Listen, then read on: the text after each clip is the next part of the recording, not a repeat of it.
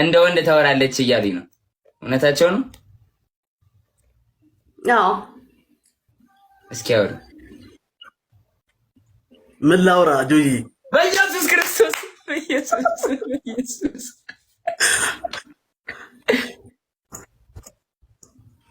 ጆ አረውታ ምንድን ነው? በኢየሱስም አሜን አሜን። የጌታ ሰው በኢየሱስ ጆ አልፈልግም ጆ አትበይኝ። እሺ ጆን ዳንኤል ጆዬ በእግዚአብሔር እንዳትወጪ እንደ ሴት አዋሪውና ከዛ በኋላ አንዱ እንዳጎርንኝበት እንድሪስ ላስገባዎች እንድሪስ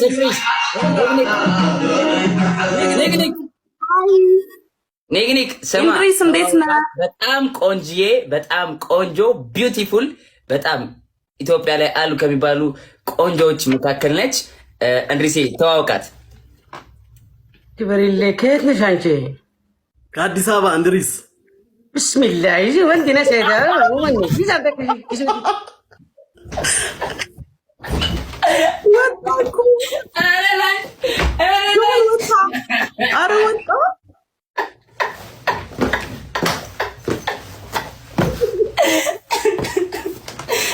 ወይኔ ጉዴ ፈላ። እኔ አስገባዋለሁ። ቆይ ፈርግጎ ነው የወጣው። አስገባልኝ። የምር በሴት አወራዋለሁ ድጋሚ በሴት ላስገባው። የት አለ ኒክኒክ? የለም አጥፍቷል ሪኩዌስቱን። ወይ ጉድ!